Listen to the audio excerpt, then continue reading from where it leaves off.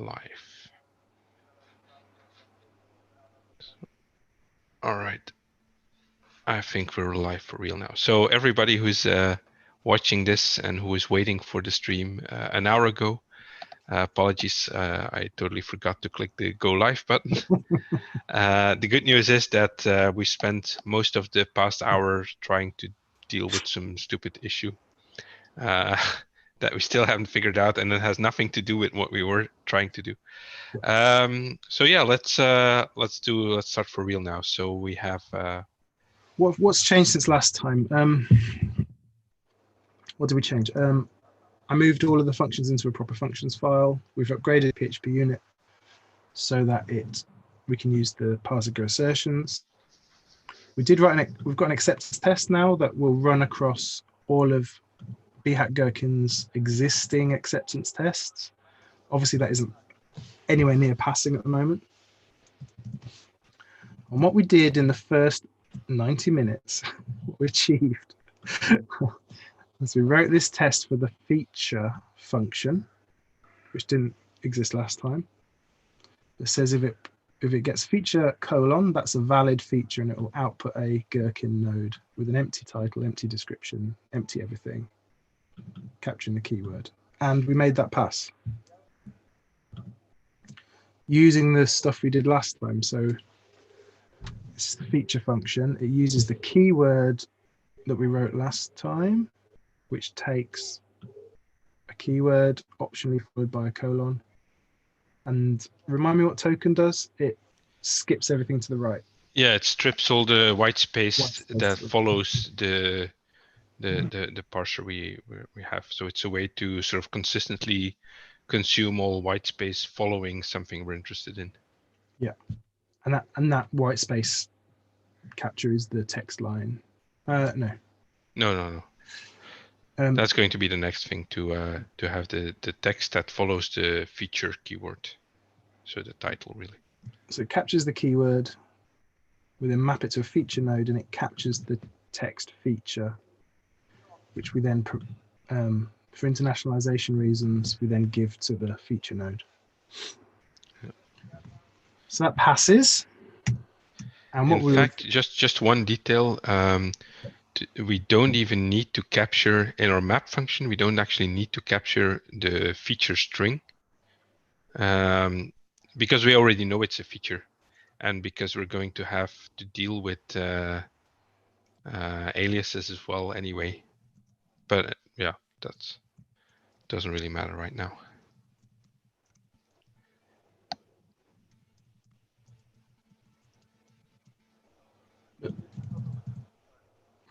What am I doing wrong? Test You're in the right folder. Test Behat Gherkin Parsica feature test .php. Yeah, but you, what's your working directory right now? Yeah, good shout. Well done. Yeah, the first 90 minutes was trying to make me be able to run the tests in PHP Storm, and I failed. So we're doing it this way. Okay, so the second test that we just wrote was that it was feature followed by some text. It should produce a feature node that's populated with that text. The test fails because the title isn't populated. And now we're going to make it pass. How are we going to do that? So we need the keyword followed by the text line, right? The text line thing. So the text line thing is, that's a, who wrote that? That's handy. Okay, so it's going to take everything after the keyword. So we need a collect.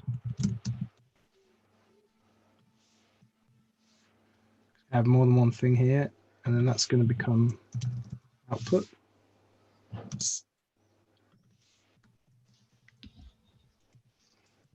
So that's just chain. That's the same, right?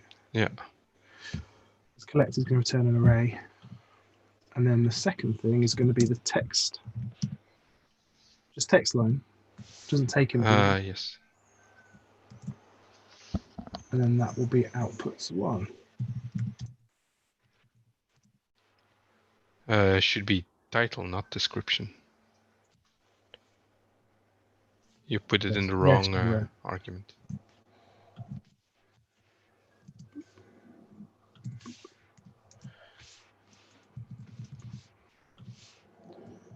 Test would have told me that. Wow, cool.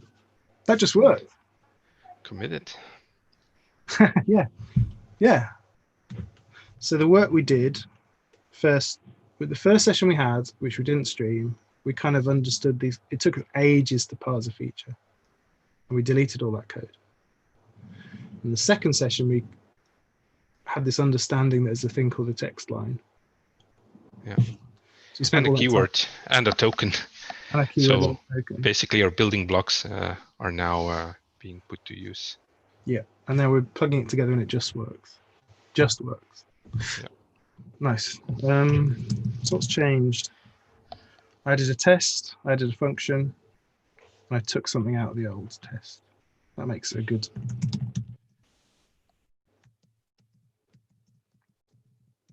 Yo, what am I writing? Commit a message. Support feature lines. Lines? Lines. Or titles, but too late. I have to say who I'm working with because it timed out. Git I told you about that, didn't I? Yeah. Okay. So I think I talked about this. I don't know if it was the last stream, but the first one. I don't like these numbers, magic numbers. Yeah. Can you support Yeah, a way of me passing labels? Not yet. But yeah, it's something worth thinking about. I feel like when you've got maybe collect could take a array. Maybe I could pass something like this. Like, so yeah, like that, and then have the labels in the. Yeah, like that. Something like that. I don't know if that introduces an ambiguity. No, I think it should be possible. I'm just making a note. That we're gonna have. I know that this is too big a constructor, but we're gonna have like 8 things here, and we're gonna have to remember the numbers. True. So what's the next test we wrote in Spike 1? Probably a feature with the. We've done that one. Yeah. No, that's examples. We went straight onto examples then. Yeah, but well, in the mindset of what's the minimum viable Gherkin parser, I think getting to a given when then should be our first priority. Let's see if the acceptance test passes.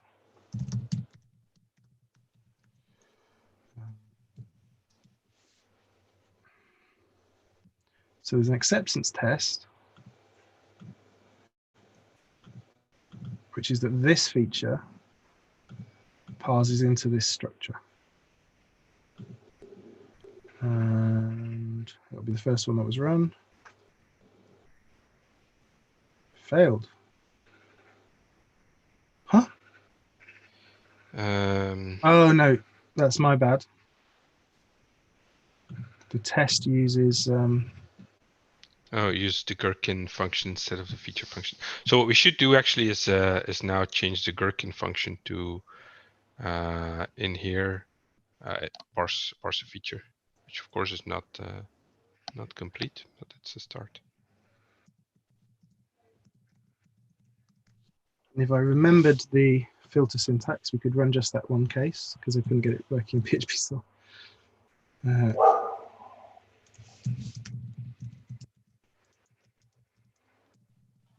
Yeah.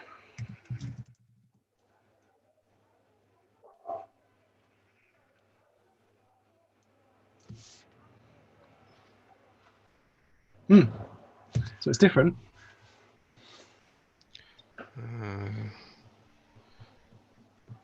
So Oh, I think that's just I've used the wrong identity, maybe.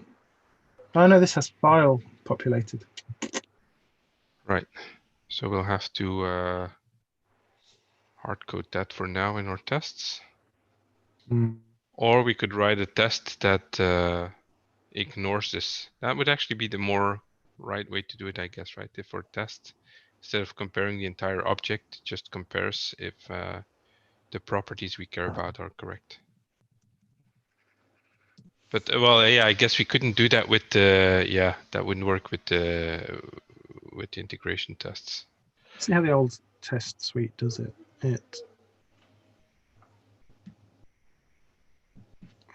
Yeah. Parses them all. Parses the other. Oh, it copies everything.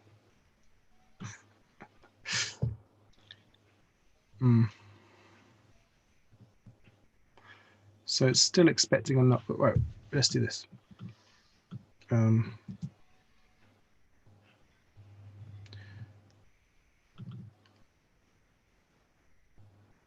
So this is going to return a feature node.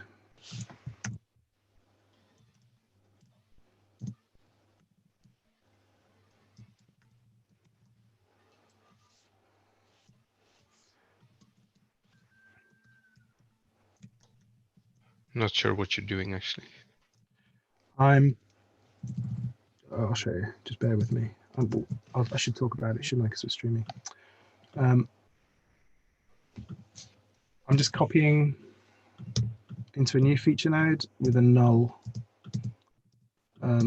file in the test.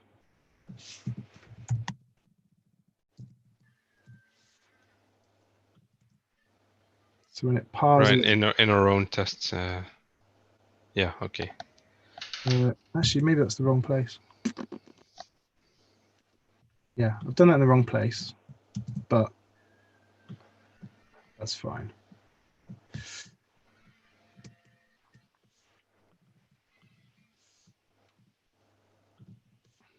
I need to do it here, really.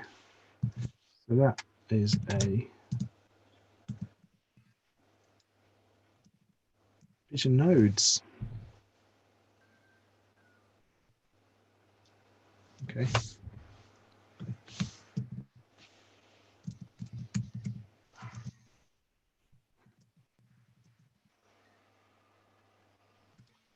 So I have that on the clipboard. How annoying.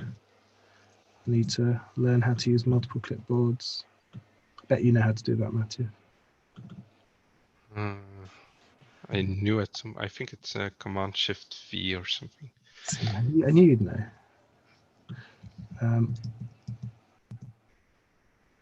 So why is this multiple? Really? We know they all contain 0.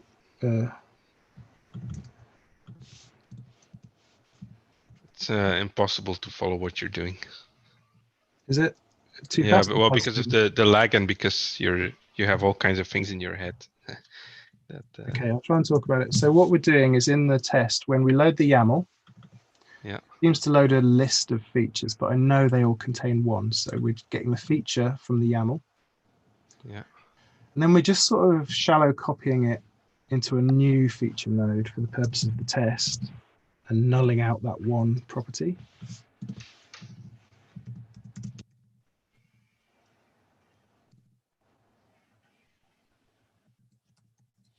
So basically to take out the file in the test. So I'm hoping that when we run this now, it'll pass that example, because the only difference was the file.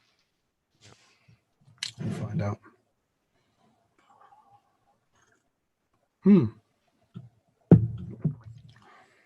That's because we're probably doing a search same instead of... Yeah, so there's no diff, which means they are the same, right? Is that what it means? Well, let's see the test, because I'm sort of lost for a bit. Yeah. So I've just been editing load from etalon, which is the YAML. Yeah, that's the... Is that a... No, that's not a data provider.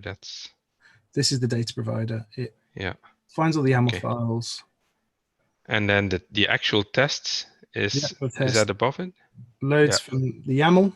So here this should be equal and not same, Oh. because there's no way we can have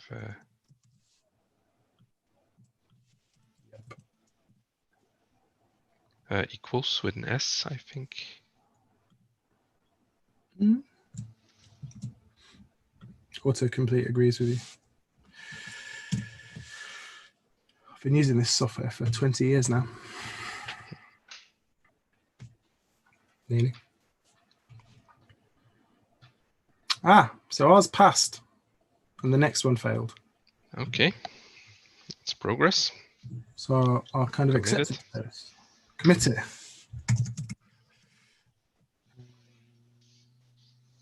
Yeah. What should we call it?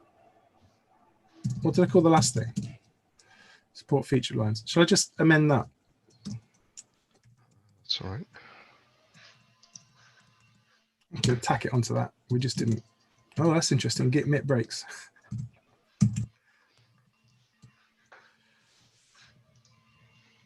Caught that bug.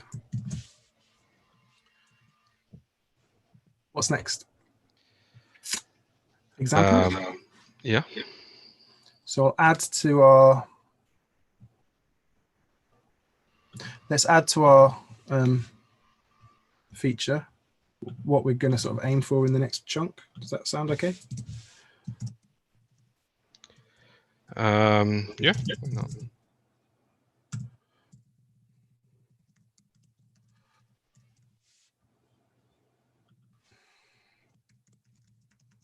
Make it a bit clearer.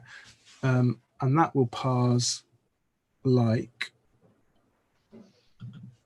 So the title of the feature is going to be feature title, yeah? And then you have a scenarios list that looks like this.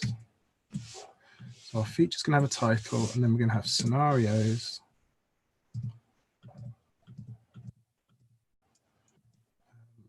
And what did I call that? Scenario title.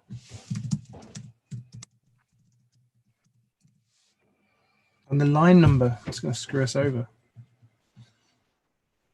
Yeah. But I don't think we should try to solve that problem now, because I need to do some work on Parsica for that probably.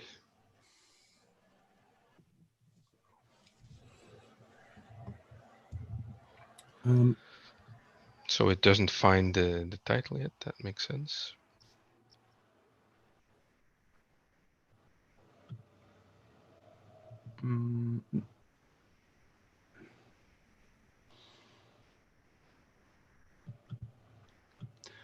That shouldn't be in the description.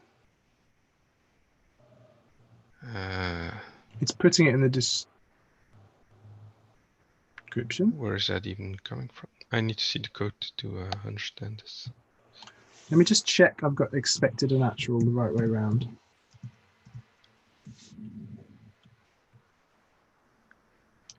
The expected is what we get from the YAML. Okay.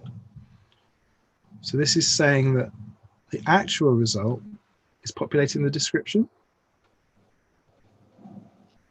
In the legacy, what? So we broke. That's not how the legacy parser parses that feature. So the legacy one puts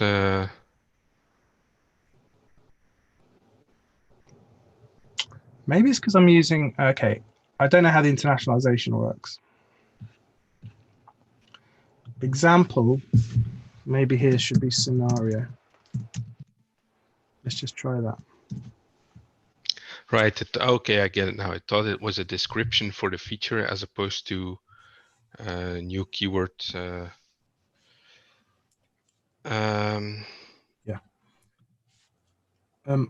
Yeah, so I think that's working.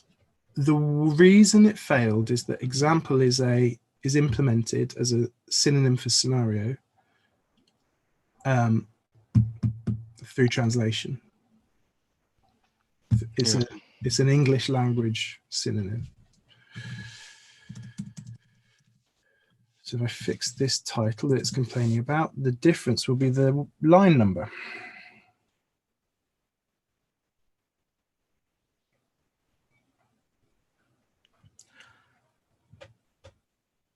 So it's line 3.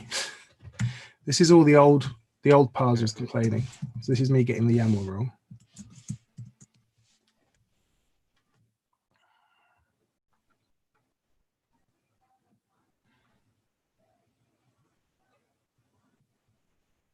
And this is our parser is now failing. Okay. So the things our parser are getting wrong is, firstly, description is being populated with an empty string, and it should be null. Yeah, that's our map function. That's wrong, right? Yeah, and the second thing is that we're not capturing the scenario.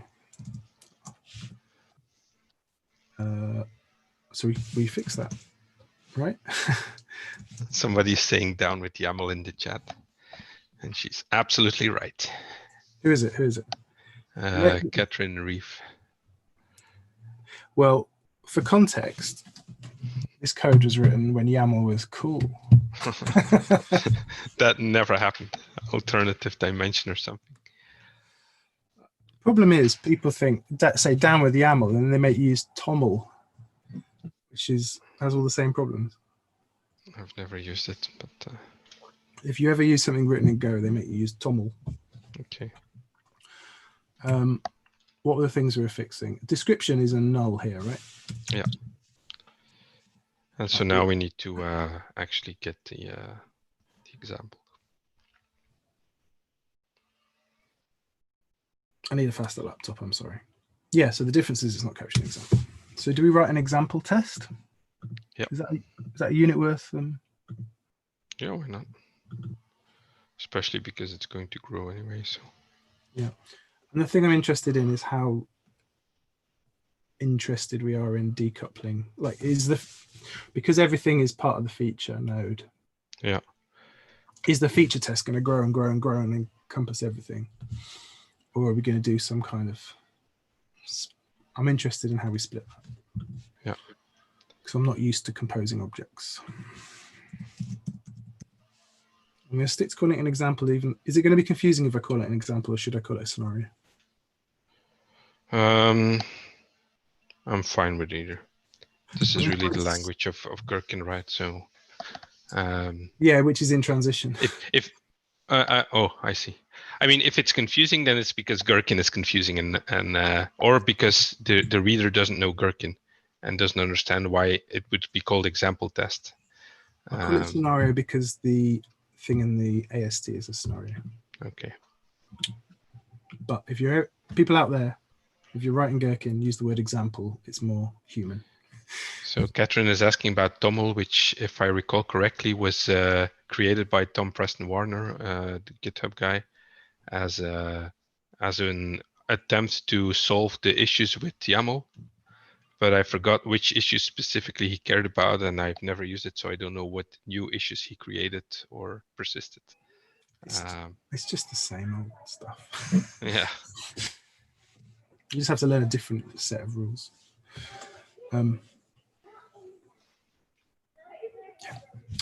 Scenario test. So we're going to write a test that should we do like an empty, is it worth doing an empty scenario? Yeah, it's legal, right? So. Yeah, it's whether that's a too small a step for you. But, PHP.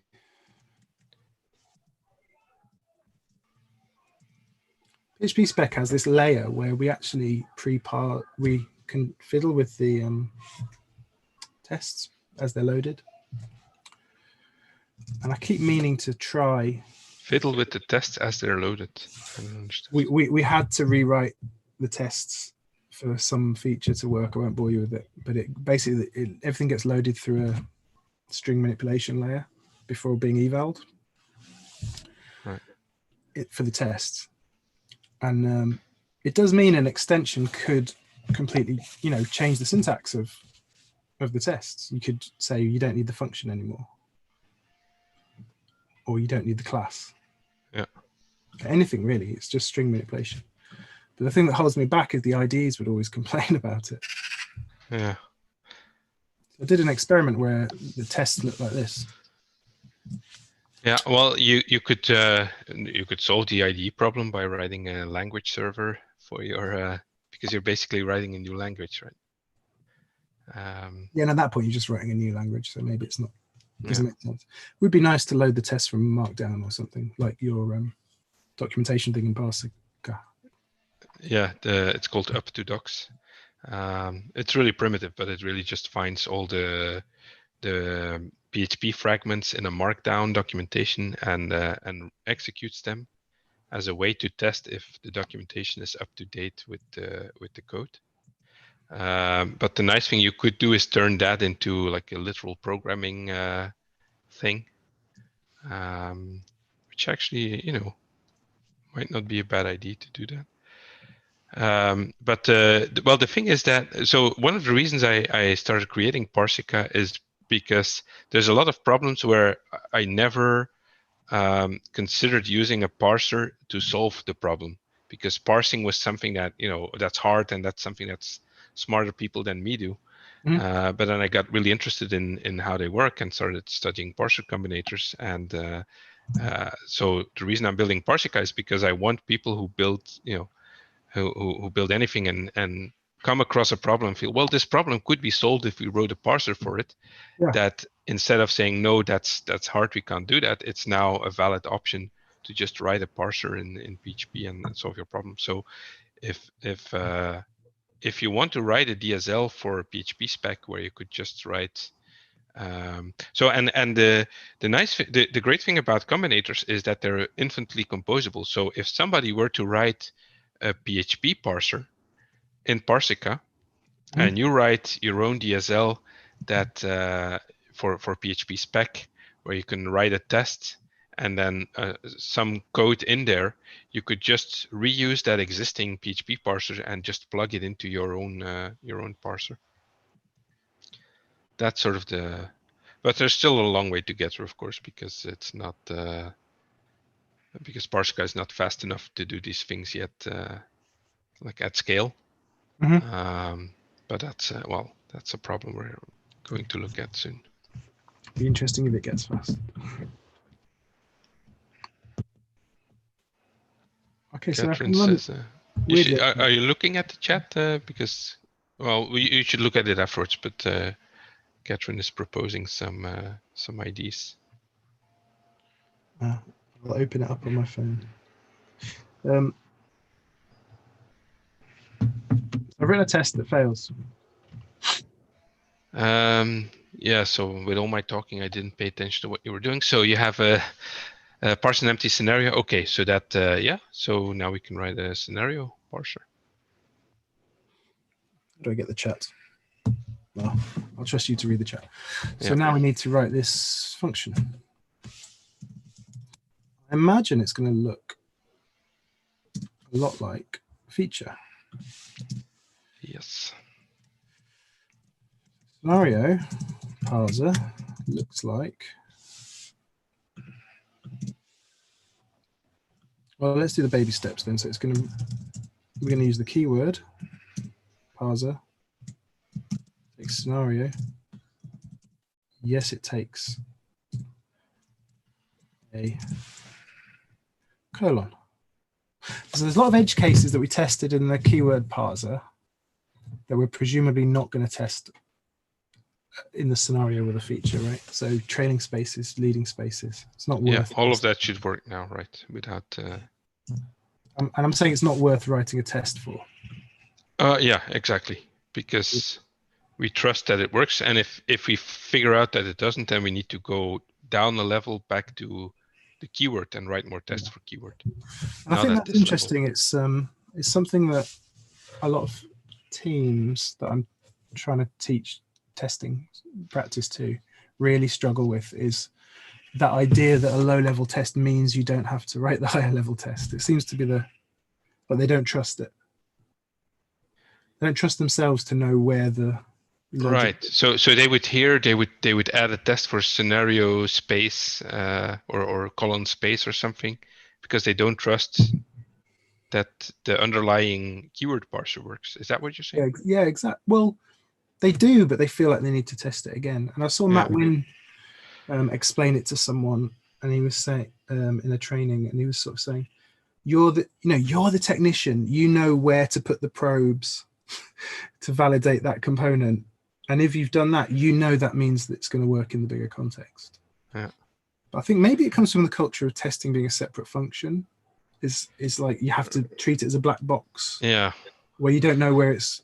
But I think I also do that, like, if let's say I'm writing this scenario parser now, like a year after writing the keyword thing, and I'm not entirely sure how it works, I might actually stay at this level and just actually, I'm not sure if this will deal with space correctly, so let's just add a quick test for it. So I might actually do that. I might not keep the test, but yeah, and push it down later, right? Yeah. I guess it comes from a fear that maybe what if someone rewrites scenario so it doesn't use the keyword function? Yeah, that's well, that's a valid concern, but yeah. I'm getting this error. They're really changing an API, and of course, when you do that, you need to be careful. I found a bug.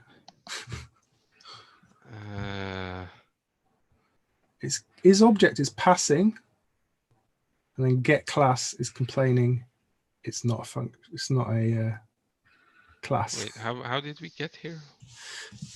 Test errored, type error. Yeah, but I mean before that. So search parses input scenario expected. That seems to be right. But we expect an object and input. So sorry. So the actual, which is the output of the scenario function, is a string now, and that's why it's failing. Because our function is still wrong, right? Our scenario function is still wrong. But I agree that the error message isn't very good. Oh, because we need to map it. Yeah. Because so right now our scenario function, the output of that parser is a string. Yes. But I want to be able to reproduce this so I can, because this is a terrible error message.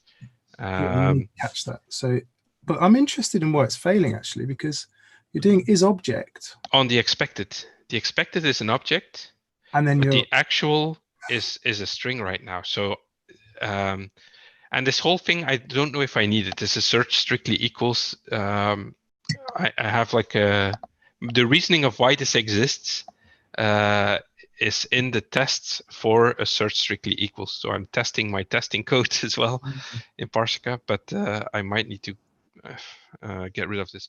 But let me just this call here on 74 isn't guarded. That's the one that's failing. That's why we get there. But the problem, if you are interested in why this whole thing exists, then you need to look at the parser assertions test in Parsica. I'll look later.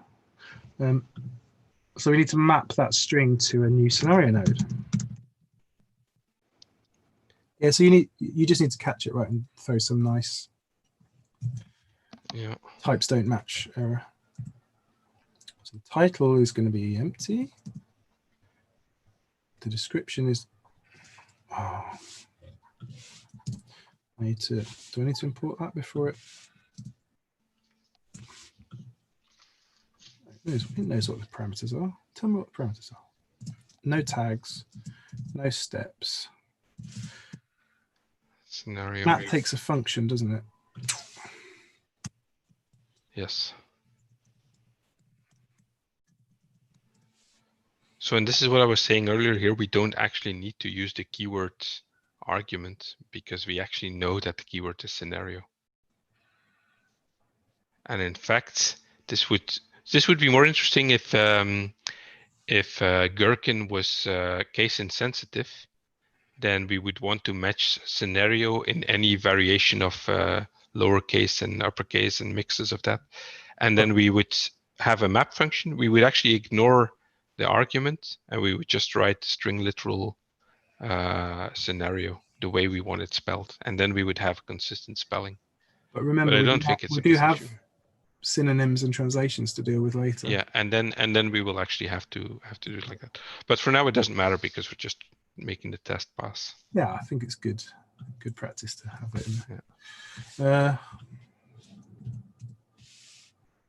Let me open the test. Is split screen going to work nicely on the? Is that easier to follow? Maybe let's try. So Katrina in chat is saying something about input and expected being in the wrong place, but I think that's the thing that I changed yesterday in Parsica. So this breaks with how yeah, PHP unit has expected first, but it just doesn't work with my brain. So this line is now saying assert parses this input, use this parser, and then get this outcome. And yeah, expected is always first, isn't it? In PHP unit, yeah, and that's what I had originally, but I flipped it. You do take message. Yes. I feel like this is something you're going to be explaining to people a lot if the library takes off. You know, it might be easier to do the thing that people expect. Yeah, I don't know. It passes. All right. Oh, it's nice how it's all coming together. So it passes. It parses the title. Not worrying about tags or anything yet.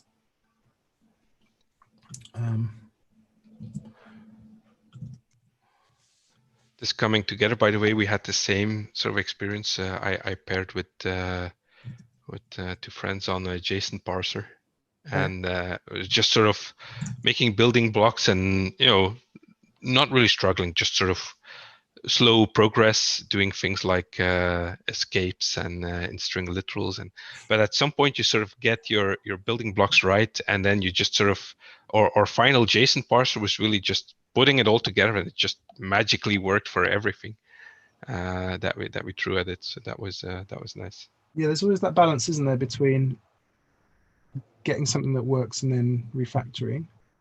Yeah. And is one approach. And there's the other approach, which is like maybe do a sort of spike type effort like we did in our first session. Yeah. And then come back and build the building blocks and have something. And how do you choose between them? Maybe it's that JSON parsing is a really nicely defined outcome. So it's like, can you get to a point where you feel like you really understand the problem domain enough that you can go take the building blocks approach? Or is it something where you don't know what the solution looks like and you just have to build it and then go back and refine? You mean for the JSON parser or in general? Yeah, for the JSON parser or for this Gherkin? Yeah. Well, for the JSON parser, the nice thing was that the JSON.org website has a very nice visual sort of explanation of the whole grammar. So what we really did was just copy that. So we knew we didn't have to figure out what the building blocks were going to be. Yeah. We just had to sort of implement them. Maybe I should turn that into a video, because that's actually a very sort of nice process of showing how to build a parser from a grammar. It's probably good to have that as an example. And this is an example where I can't remember what the grammar is. And it's not really written down anywhere, apart from in other parsers. So I've written a test that has a scenario title and expects that to be populated, and it's failing, as you would expect. So we need to make it pass over here, right? So it's going to look the same as this. Yes.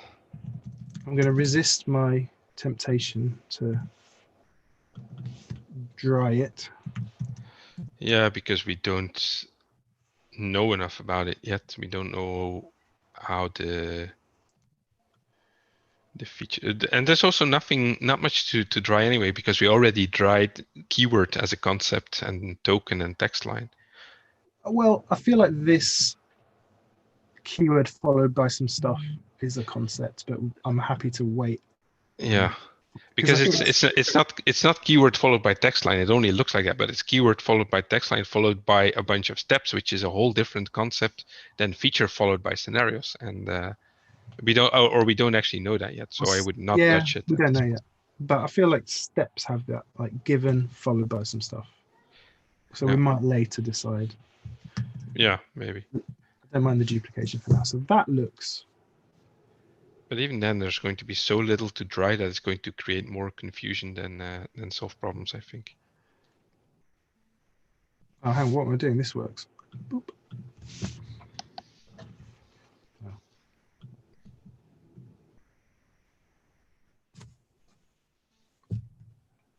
Check the first case works.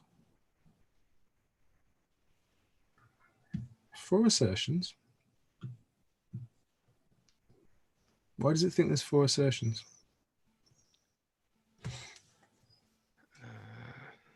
Maybe your assertions don't count themselves correctly. Oh, yes, because I'm using assertions inside the assertion. There is some way of... Yeah, probably. Like, yeah, that whole assert strictly equals thing is very proof of concept. I'm not even sure it needs to exist, but that's a discussion for some other time. Does this bug you that it shows you more assertions than you have? It confused me just now. Okay. Makes sense now, but I think it should be the count of user invoked assertion. Yeah, that makes sense. It's just something I never paid attention to. It's kind of because I'm not used to running things in PHP Storm, so it confused. I wasn't sure if I was running too much. No, but I agree. I imagine that people do pay attention to that and say, well, this is more assertions than I expected. What's wrong? And that it should only count user assertions. So probably only when people probably only notice when it's a low number. It's not like you're going to notice it's 102 instead of 101. Yeah, and I tend to have many assertions in a single test. At least in Parsica, not in general. Yeah. But the reason for that is because I did, well, they're sort of all, people say a single test should have a single assertion, but I don't agree with that because assertions are too low level. They cannot express a single concept sometimes. It should be testing one thing. Yeah. You might need multiple assertions to test the different aspects of that one thing. The only problem I have with multiple assertions sometimes is that it stops on the first one. It would be nice to have a way of asserting multiple things in. Yeah, but if that's in cases where that's an issue, then I will usually split the test. Yeah. Because then it means, so it typically, if I have multiple assertions, it should be that they all fail or they all succeed, and then it doesn't matter that the first one that stops on the first one. Maybe there's a nice way of bundling them into one assertion with a one count. Yeah, that's something I do. The fact that the tool counts them separately kind of implies people aren't sticking to one assertion per test. It wouldn't be useful output. What's next? So we need to get the scenario in the feature, right? Yeah. Yeah, so this is where the testing strategy comes in. We do have this. Shall I see if it works? Okay. This is the one that I can't run separately for some reason. For people on the stream, the reason I'm switching between this is the first hour was taken up trying to make that test run through PHP Storm unsuccessfully. Behat, Gherkin, Parsica.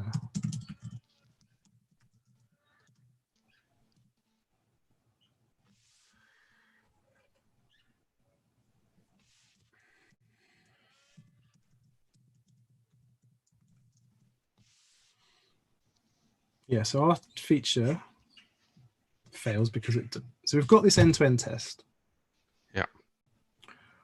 how do you want to tackle it at the unit level? What are we gonna add something to feature test? Well, so this is the where I would invoke Ken back and say, well, now our unit is this entire thing. So I wouldn't even call this an integration test, but that the terminology doesn't matter. But we're now interested in this entire feature containing a scenario. Right, That's so our. we're not interested in looking at ways of passing the scenario parser into the feature parser, for instance, composing it. Well, that's going to be how we do it. But I would try to fix this test now, because that's the one that's failing. If while we're trying to fix this, we figure out that this is still too big a problem, we find a smaller problem to solve in a unit test again. But we're now at this level where this is failing, so this is where we attempt to fix it. Yeah, I agree. I'm sort of interested in whether we're going to end up with feature tests with a double of the scenario parser, passing in a parser. I don't mean a double with a mocking library. I mean, are we going to try and test the feature parser with fakes? Well, I would try to avoid it. Yeah. Okay. So we'll try and keep this working at. This is the test that's the everything test. Yeah. We'll try and write little tests for. Oh yeah, because you intend to keep changing this one. So then actually, I intend eventually to delete this one and just run all of these. Right. Well, okay. Then I would say let's copy the feature in a string and do it as a single test in scenario. So it's now it parses a scenario with it parses a feature with a scenario. We put that in feature test. But then feature test is going to get. It's going to have to go somewhere, right? So. No, I'm with you. So we could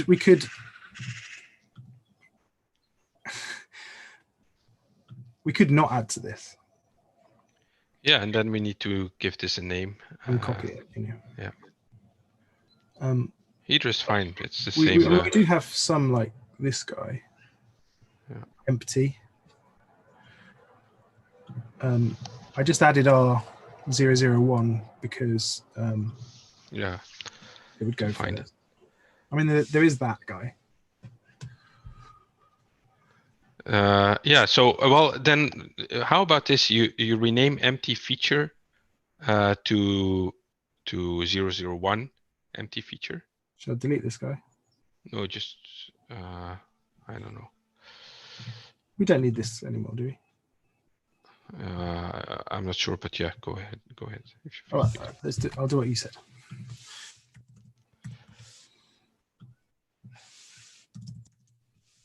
So I guess I'm still a bit confused if your idea is to use these feature files as our TDD process, or just as feedback afterwards if we missed anything, or both. Because what I would normally, so we could stop writing individual tests and just keep this and just keep numbering them and build up or parser that way. Is that what you want to do now? Normally, when I'm writing kind of OO code, I would have a level of acceptance tests, which are, you did it. Yeah.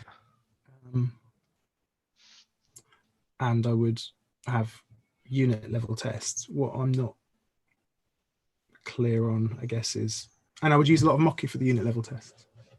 Yeah. So I'm not clear what our approach is going to be here. I think, and I think those acceptance tests, the way I would normally use them with the sort of BDD hat on, is as a way of guiding my workflow. So I try and sort of pass them one by one. So the way I'd picture it would be we'd write a feature that we want to get parsing, and then we would write unit level tests for whatever size unit makes sense. Yeah. Until that feature test passes, and then we say, great. Let's do that. Okay. Yeah, and what's confusing it is that there's all these existing ones. Yeah. So you're saying that, so we'll write unit tests the way you're saying it, and we'll keep those features, the pre-existing ones, as sort of a specification to figure out if we have everything. I'm not averse to editing them. Yeah, I know, but I think, yeah, the bit that's confusing for me is that if this was OO code, I would be writing feature tests with a double of the scenario parser. Yeah. Right. So I'd write a test that was like the feature, it parses the feature, and it tags in whatever nodes come back from the scenario parser. I'd kind of have that type of test. I mean, there's no real reason why you couldn't do that, right? We could write, we could have parsers that are composed of mock parsers, but I don't see the benefit because of the whole higher level units kind of thing. Because there's no side effects, there's nothing. This is like a London school, Detroit school. Yeah, I guess so. I could go either way. Yeah, I can swing either way. It's fine. Well, given the fact that we'd need a lot more infrastructure to do mock parsers, I think to make progress now we should not do mock parsers, and only when we feel it doesn't work we can start figuring that out. Right. So let's not worry about these existing ones. Okay. Let's make this passes now, right? Or it doesn't pass yet. This doesn't pass yet. Did you want one with an empty feature to stay in the code base? Sure. Yeah. Okay. So let's do that. Let's copy this. I'll call it 2 feature with scenario, something like that. Yeah. And I'll edit this one, and I'll dedupe it with the existing cases after. Yeah. We'll pretend we're right. The existing ones don't exist.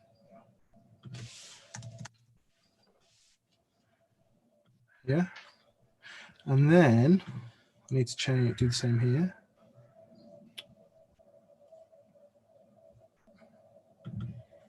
So copy that. I should pay attention to the fact that's F5. Okay, next time I'll do F5. What did I call it? Be useful to know, wouldn't it?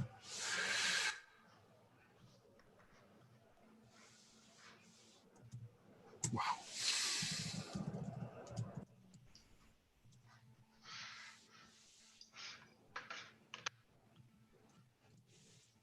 So we've got an empty feature and feature with scenario. How's that happened? Delete that. Empty feature, feature with scenario. Empty feature, feature with scenario. And I can change the acceptance test to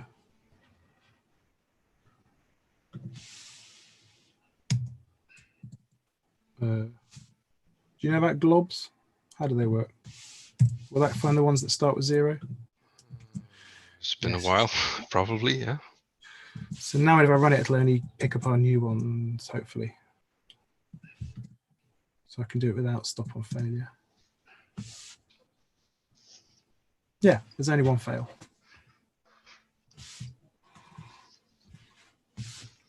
So the first one passes, the empty, and the second one, which expects the scenarios, doesn't pass.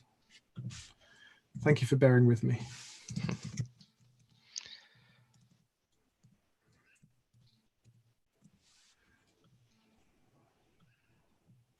How are we going to get the scenarios? So yeah, basically we're going to have a feature and a text line followed by a scenario.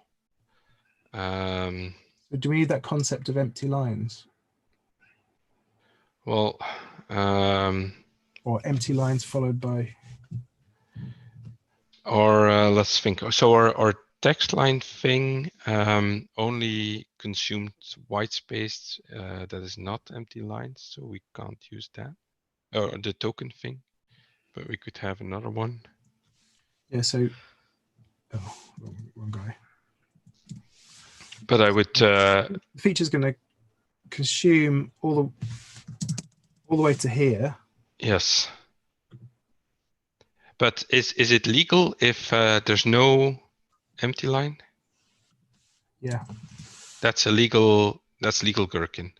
Then I would try to make this one work first. Yeah. Then I would try to make this work first, and then have add more stuff to it. We'll move it a bit. Yeah. Yeah, we're going to have that concept we talked about of consuming everything, including indent, or we're going to have some concept of what an empty line looks like, because comments exist. Yeah. I've still got that to do. So to do this, we're going to, how does it work? We're going to collect the keyword and the text line, and then something else? So yeah, we basically need to collect 0 or more scenarios, right? That's what we're after.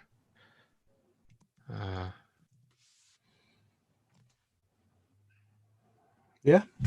Yeah, I'm not sure if it's going to work, but the line through it is not a bad sign, right? No, that's just because I haven't written a test for that function yet. Well, I have in a sense, but not at unit level. And what type will? So the type of scenario is scenario node. No, so the 0 or more. Is that an array? That's going to be either null or oh, it's going to try to append them, I think. So we actually need many instead. Yeah, I need to. That's one of the things I need to figure out is a naming system where because there's nothing in many or 0 or more that communicates what the return type is going to be. So this is going to be an array, if I'm not mistaken, an array of scenario nodes. And will it accept no scenarios? Yes. So many. Many is 0 or more, and some is 1 or more, which is sort of a Haskell convention. Is it? Okay. Yeah. Yeah, many always means 0 or more, and some, or well, usually. I don't think it means that to human beings, but if it's I know, but Haskellers are not human beings. So what will it return an empty array or a null? Empty array. Okay, so we can plug it straight into. This is always expecting an array. So, God, it's the 5th parameter. 1, 2, 3, 4, 5. If anyone on the stream knows why this isn't labeled, please let me know. Yeah, this that should just directly be outputs 2, right? Yes. So what I would do for readability is split the collect line in multiple lines. The constructor? No, so collect 55. Yeah. That one? Yeah, and just every item of that collect on a new line. So text line and many scenario. No, that's not what I meant. So keyword is 1. Yes. So you can see what you're collecting. Everything you're collecting is and then that maps to your outputs variable. So what's happening? Is this working? Or what is this doing? Yeah, this is where collect taking an array might be nice, because then you could have the keys down here. Yeah, I agree. Let's run it. Run the acceptance test. It works except for the line numbers. Yeah. That's a pain. Wonder if I can break the acceptance test. Here where I'm copying.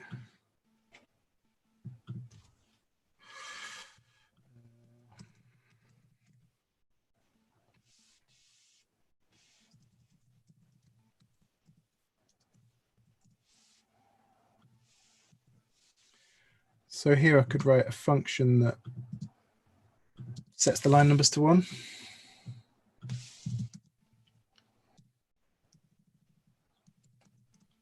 I bet it's got a setter.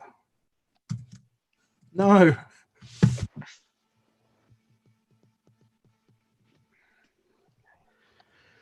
This is just hack stuff.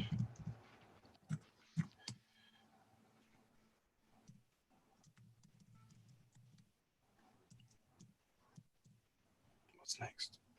I guess this is a place where doing it at more unit level without the files and stuff gives you a bit more control while you're figuring this stuff out.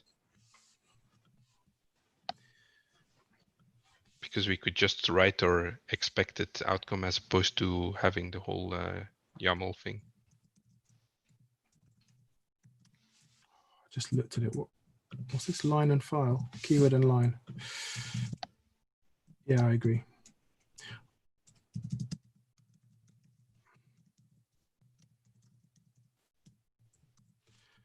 It does mean we're going to have to tackle that at some point, doesn't it? So it's always line 1.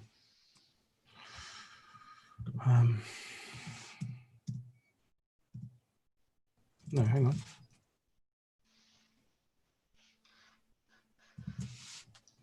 Yeah, I forgot to hard code it.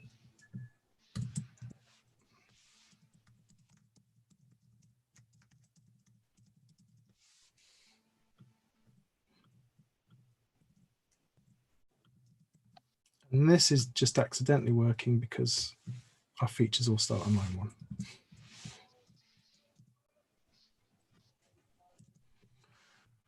Okay, so do we want to try tackling, what time is it?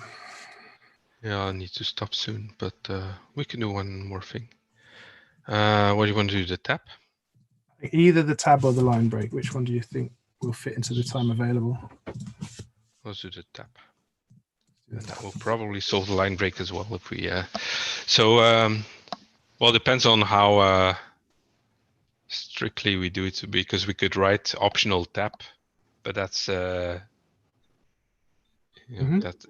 so maybe this is another how do you TDD kind of thing, because if we add a tab now, we can fix or we can write a test for it, and then we have a test for it, and then we can just add tab followed by or optional tab followed by scenario.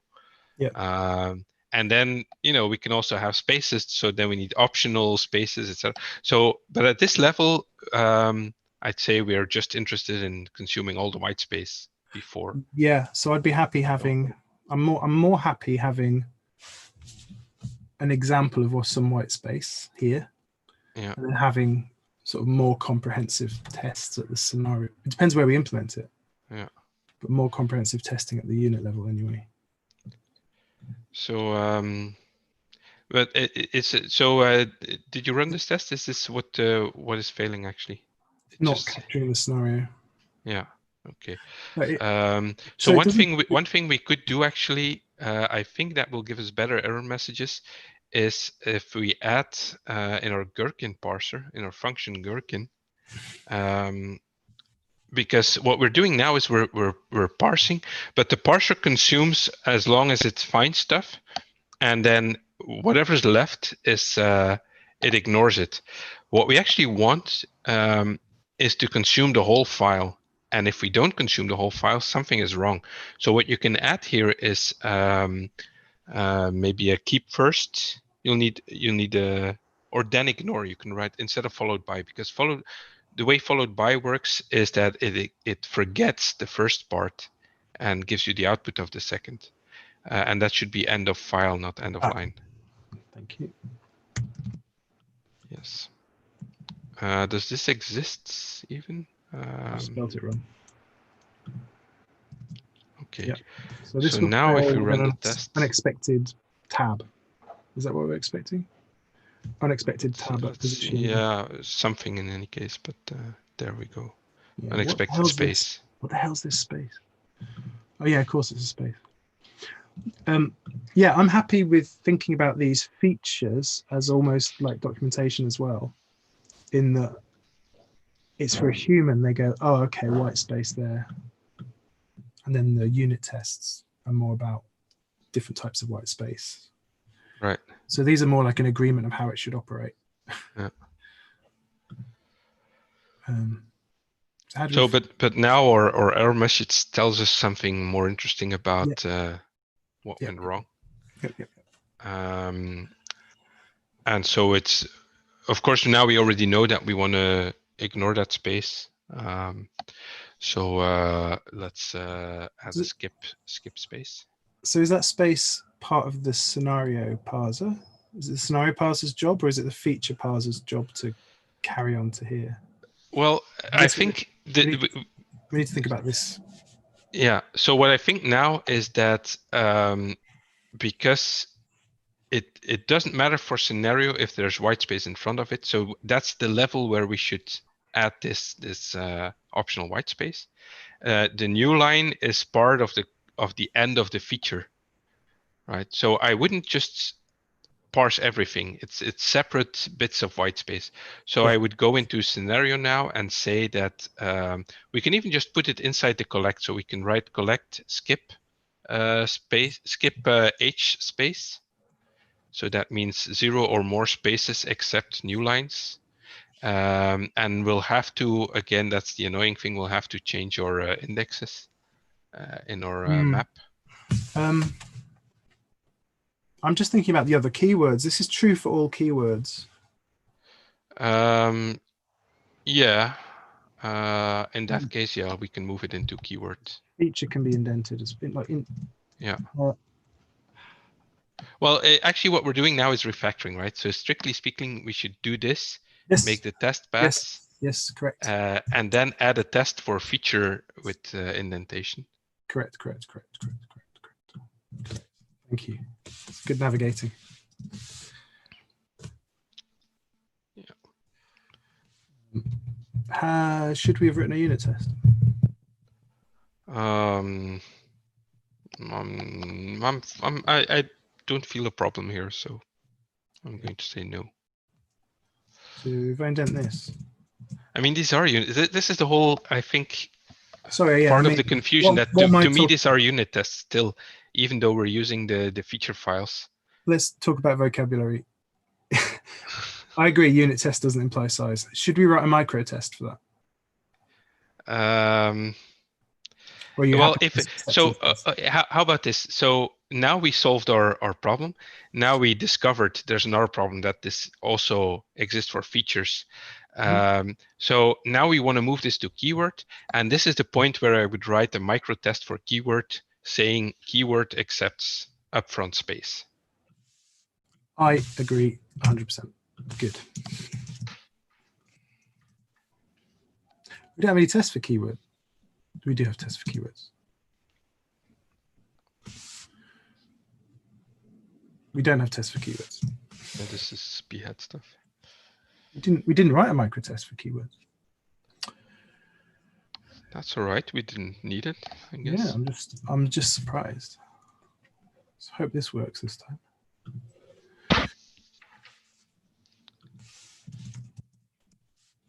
I don't know. I have to keep putting Gherkin in here. It's very annoying.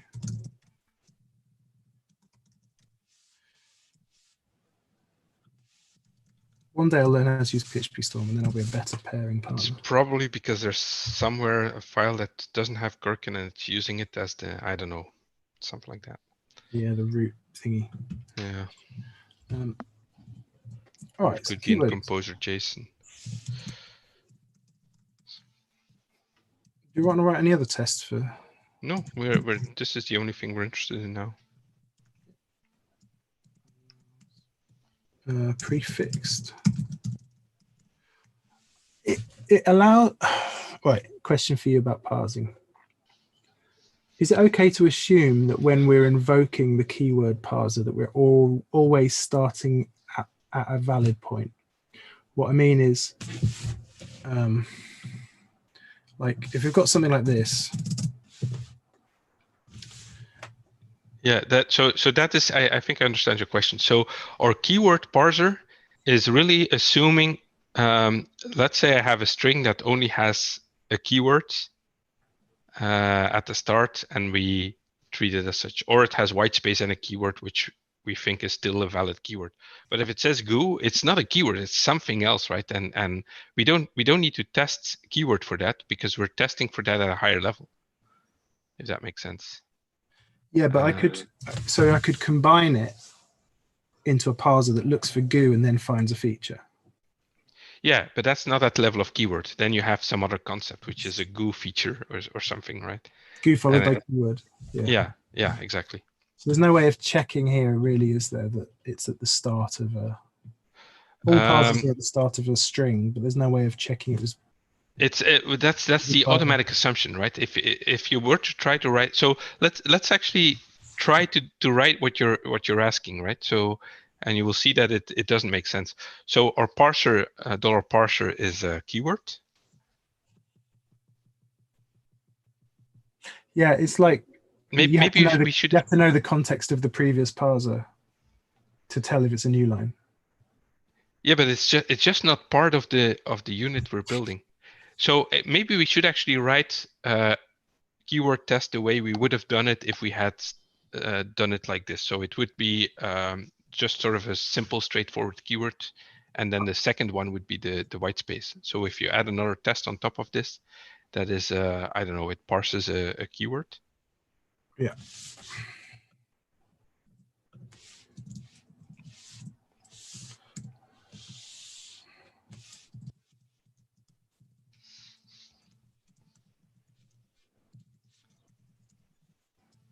So this is input is, yeah, sure.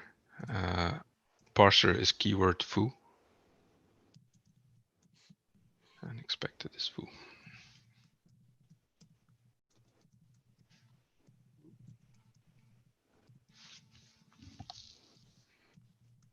This is a rubbish test. No, this is exactly what we would have done if we. Yeah, but it's not the kind of thing that's worth going back and putting in, though, is it? So we kind of know this is covered because we TDD'd our way through the other stuff. You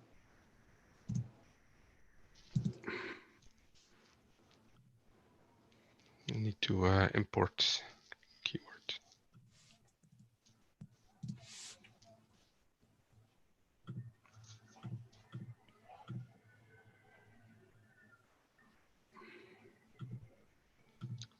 And we need a Boolean.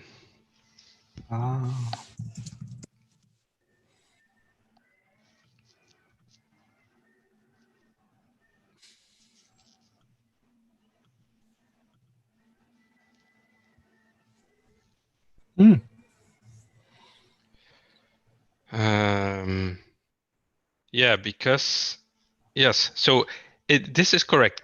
So it is foo is not a keyword because we said last week that a keyword is either followed by a colon or by white space. So our input is incorrect.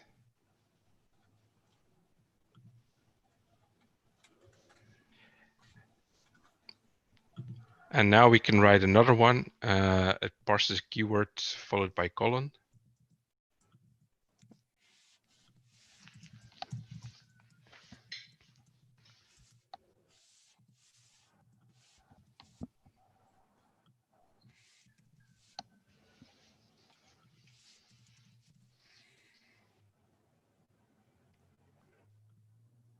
Yep, that looks okay, doesn't it? That should work. Okay. And so now what, before we go to the white space thing, so your question was, what if it's goo foo, right? So try to write a test for that, and it just doesn't make sense because your parser will fail for it, but Obviously, I mean, that's Need, at that point you're testing Parsica instead of testing your own code. I guess the thing I was thinking of was a keyword. A keyword's white space always starts at the start of a line, but the start of a line isn't really a concept, is it? It is. So our test is there's a bunch of white space that doesn't contain new lines.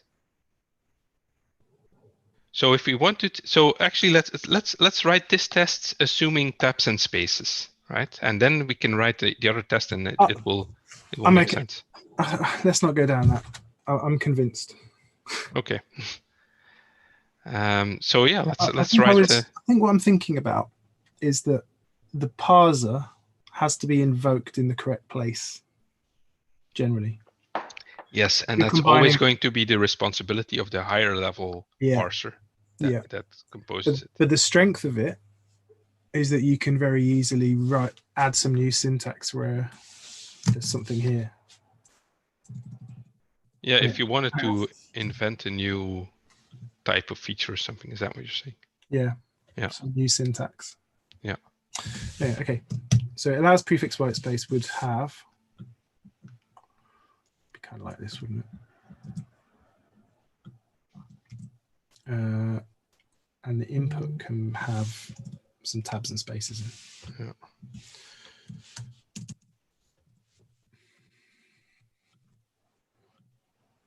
And that should all still be the same.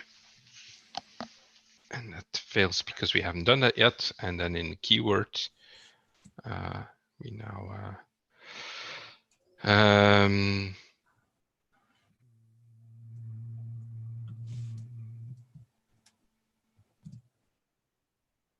I'll leave it there.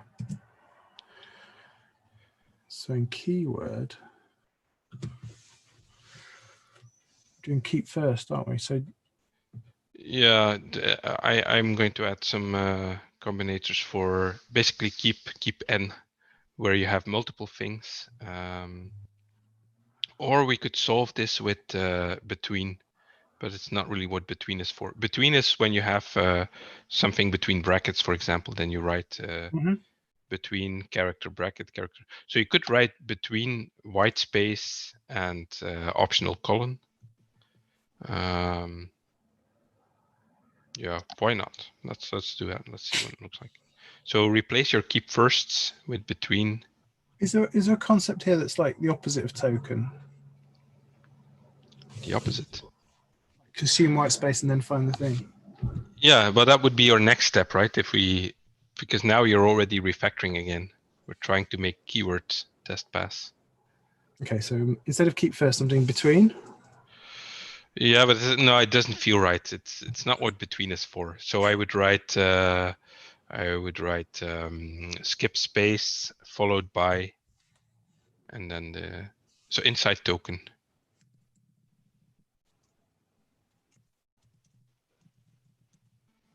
Skip H space, yeah. Remind me how followed by works. It ignores the first thing and returns the output of the second parser.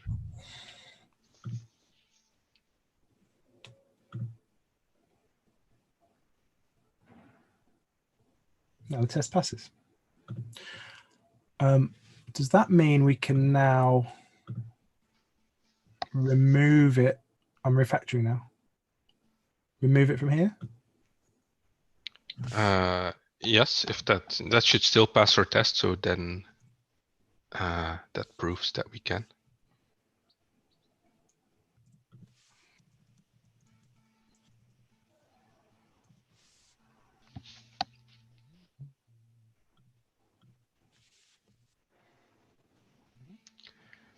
There we go. Everything passes. So right now, I don't think we have any evidence that what we did for keyword generalizes to other concepts. Okay. Whereas for token, did we use token in more than one place? I think it's just used in keyword. So in that sense, we don't actually have that evidence for token either. No, but you've got sort of contextual evidence from other objects. So because token might, yeah, the contextual evidence is that we're probably going to need token. No, but we're going to use token. I think we should redefine token now that I'm thinking about it, because there's everything we know is that there's always, upfront white space should always be ignored. White space following the thing should always be ignored. So I think we should move skip hspace to token, and then we say a token is anything where there's upfront and white space and following white space, but not include new lines. So we can. So then inside token, it makes more sense to say this is between. Let me just do the small refactor first. Yeah. Okay. Do you know what I mean? Yeah. If this passes, I'm happy. All right. So you're saying this is the equivalent of between skip space, or hspace parser.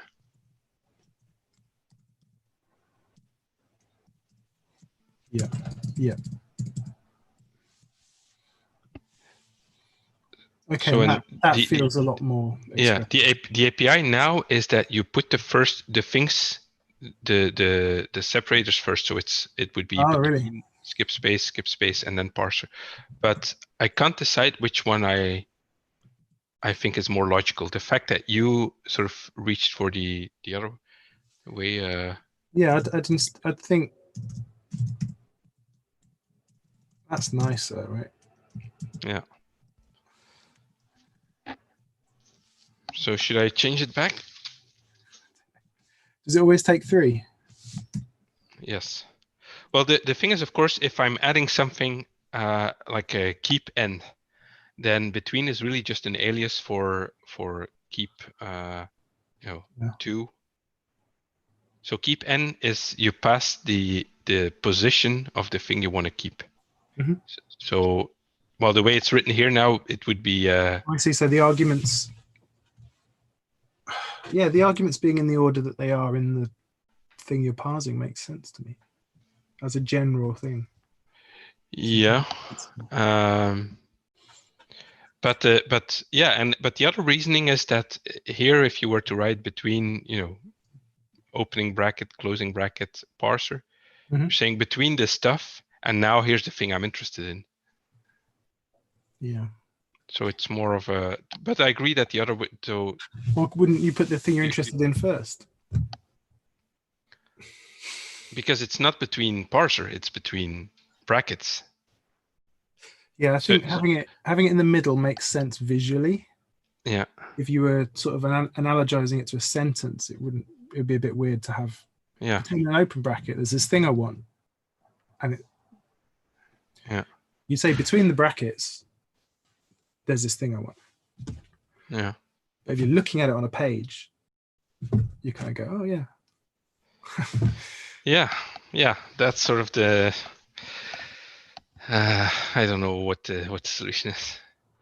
Good job. In the end, it's one of those things that once you know it, you know. Like the many thing, right? Yeah. Okay, so everything works.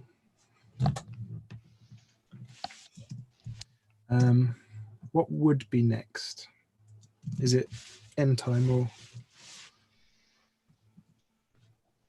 I think new lines would be the next thing we'd tackle, but we can leave that for next session if it's a good. Yeah, I need to go. I think we're at a good end point. I'm just looking at Megaparsec, and they have between. So and this is a thing, but that's sort of the Haskell thing, of course. So so I based this a lot on Megaparsec in Haskell, and they have between opening, closing, and then the actual parser. But the reason they do that is in Haskell you make a lot of use of partial function application. So then you write a function called braces, and braces is between opening, closing, and then you can use braces on everything. Mhm. So then you write braces keyword or braces something else. And you wouldn't be able to do that with. So that has to be the first few. There would be a way around it, but there's this convention in Haskell to optimize for how you would partially apply it. You would never write a function that is between opening parser and then where you have to fill in the final closing thing. You would always have the opening and the closing thing. So in that sense, between opening, closing, middle part is the more logical. Okay, so I feel token makes more sense to me now. So it's a thing within some white space on a line. Yes, exactly. And a keyword is a token that's specifically a specific string, maybe followed by a colon. Yes. And that. Hang on. Yeah, okay. And it consumes the white space around the token, but it's not expecting to get to the end of the line. No. And then we use text line when we want to then grab the rest of the line after something. Yes. Makes sense. So feature is a feature keyword and whatever's after it, and then some scenarios. Yes. All makes sense. Yeah. So all we need next time around is some sort of empty line concept. Yeah. And then we can start consuming steps. Yeah. And I think it makes sense now that we would write in feature after text line optional new lines or something, or optional or a skip, basically a skip space. Yeah, you can just write skip space, and of course your your indexes will break then. But yeah, we'll want to allow comments and things, won't we? Yeah. Someday. Yeah. So and that will be some sort of a space consumer, which we can. Well, that's something I want to write in Parsica, where you can define a space consumer in terms of what kind of white space do I want to ignore and what kind of comments do I want to ignore. And then you have a parser combinator that is, for example, a line comment where you just say, I want a line comment that starts with 2 slashes, or I want a block comment that is between, slash star and star slash. Yeah. Optionally, that supports nested block comments, which PHP doesn't support, but you could. And so you really, when you want to do something like consume all the space and all the comments, you don't have to write that parser. You just say, well, this is how I consume my white space, and then you can use that everywhere. Yeah, that would be the reasoning. Yeah, I'm interested how we will tackle languages in the future, because that's the language syntax is deliberately a comment. Was it lang equals en? Something like that. Why is that actually? Because it's read separately, and then the parser knows what language to look for, and then when it's parsing the file, it ignores that. I think it's something along those lines. Right. So because literally, I think there's. I don't know how it's done in the other cucumbers, but I think it's literally look at the first line and find the language. And then you do your actual. Figure the real parser. Yeah. Run. I'm super interested if we can avoid that step and have it as part of the parsing. Yeah, I'm just trying to think how. So if you do it in 2 steps, it would be easy, right? Then you just have to swap out based on the language you find. You swap out your parser and you parse the rest of the thing. Yeah. Whereas I think we're gonna have to do like consume the first line, followed by. Yeah. The other parts we're making as we go. Actually, we could already do it because we have applicative functors. Mm-hmm. So you could make a parser that finds the language, creates a function that takes the language as the first argument, and then inside there switch and apply that to the rest of the parser. Yeah. Which well, I'd have to think about if what I'm saying is correct, but it feels correct. Yeah. We'll get there. But yeah. But another approach would be parser state. So the idea would be that you can in Parsica you can have a combinator that says take this output and put it in my internal state, and then that state is sort of threaded throughout the parser. And at other places in the parser, you can define take this value from your internal state and use it to do this thing here. So you could write something like keywords, get value from state, and then that value would be used. So you can, at the start, you put in your language as the state for the rest of your parser to use. Is that the kind of thing you'd also use for line numbering? Well, for line numbering, it's already a part of the parser itself. It does keep track of this. This is how the error messages are done. So what you would need there is a combinator that says take the position and output that, and then that means that something else like map or whatever can use that output and put it in somewhere inside well, in your feature node, for example. Yeah. So that would probably, the only thing is I don't know if you could yeah, actually you can. So right now the only thing we would need is to have one more combinator in Parsica. So let me write that down. That wouldn't actually be very hard. I'm out of post-its. How is that possible? I've got lots here. My daughter. Yeah, I'm not out of. So all those closets behind me, it's all post-its. I don't know if you can see them, but I made pre-COVID times. Yeah, I made the mistake of investing heavily in post-its in a big Amazon order, and index cards and Sharpies. And I've just spent the last 3 months doing Miro. Yeah, exactly. Same for me. But well, hopefully someday it comes back. I got to the point where I was starting to, Casper. Yeah. We're collaborating on our own brand of 3D printed post-it box. Oh, nice.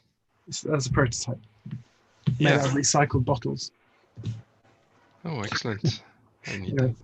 So I'll commit this stuff. Yeah. What do we want to do offline before next time? Well, I can try to add some of the missing features. For you, I don't think there's much. As far as I'm concerned, you can just sort of continue on this and I find it a lot easier to do it pairing, unless you're losing interest. No. But no, I'm still learning stuff and finding stuff to add for. So that's my take on this. If I can figure out how to improve Parsica. But at some point, yeah, I imagine that there's stuff that is just going to be work that you'll need to do to make it to finish it. Yeah, the last 8. And at some point, I want to spend time on making Parsica performant enough to actually use this for real. So maybe next time we'll get the steps in. Yeah, definitely. That'll be kind of a good milestone. Yeah. And then some stuff I'm interested in, maybe rather than capturing the descriptions, I'm interested in embedded parsers, embedded format, so we could do like tags. Yeah. Or something like that. Let's talk about it next time. All right, cool. Excellent. Well, thanks, and thanks everybody for watching. Yeah, next time we'll press go. See ya. See you next time. Bye-bye. Oh, I've lost my button.